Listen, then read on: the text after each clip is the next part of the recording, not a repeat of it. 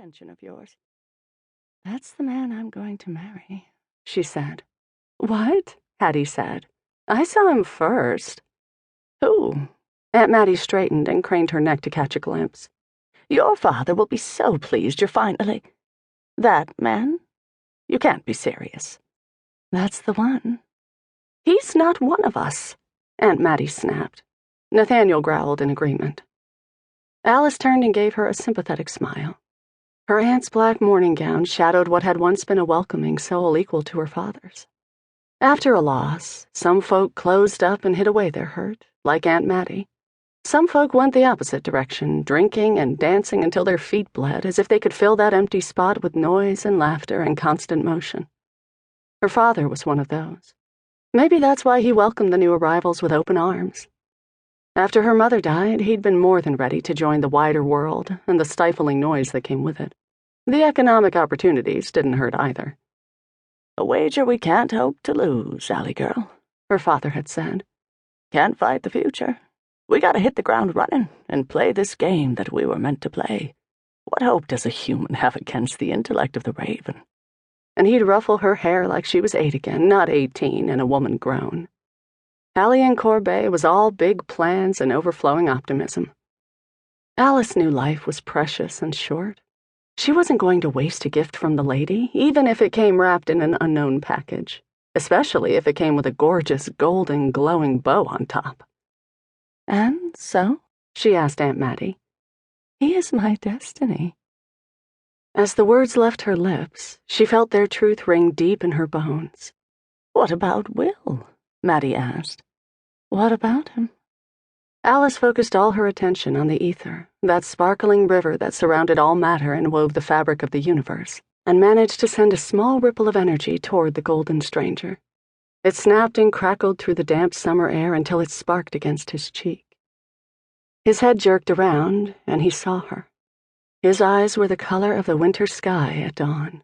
His cheekbones cut like arrows to frame those pale blue eyes, ancient eyes.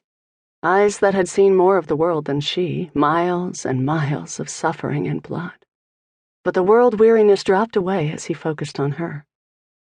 Inside her half boots, her toes curled. A little flutter like a moth took wing in her belly. It climbed until it flittered at the curl of her lips, seeking the warm glow of him. She let her smile convey hello.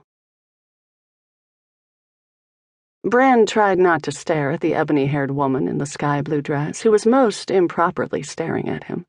He was used to looks from women everywhere. What Drakkar wasn't? But this one punched him in the gut. He felt suddenly sympathetic to women everywhere who became hysterical at the first sight of him or his kind. The Drakkar were gorgeous, stunning, not an ugly one among them. But inside was something not human, something dark and dangerous that liked pretty, shiny things. This girl was certainly a pretty, shiny thing, sparkling in the freshness and newness of her soul. He felt old suddenly, because he didn't want to be the one to dim that spark, but he was unable to keep away. The dragon coveted. Her companions dragged her off, evidently knowing a bad thing when they saw one. That warrior with her wasn't human. Brand would bet his entire horde on it, which meant the quartet probably belonged to the native supernatural population that lived here, the Kivati. Norgard had warned him to steer clear for the moment. This was a chance at a new life. Brand wouldn't let the chains of his past catch him. The West was wild. It took a fearless heart to thrive on this lawless frontier. Perhaps here he'd find a woman who didn't mind the risk involved in being with one of his kind. He watched the retreating back of the Kivati woman and felt a lick of hope that he hadn't let himself feel in a good long while. Another supernatural race. She was used to magic, to scales and claws. His true form wouldn't be a surprise. She might not run screaming into the night. Ye gods, but that was a dangerous thought. He shook himself and ran his hand over the lump in his vest pocket, where the dead glass lay quiet and still as 10 tons of lead. It wouldn't be much use out here, not where so few people had passed through the gate to the other world. The ghosts would lie quiet in a place like this, easy graves, not like the teeming, angry wraiths in the tenements he'd left behind. Not like the bitter souls of the old world, where centuries of the dead had worn the paths through the gate.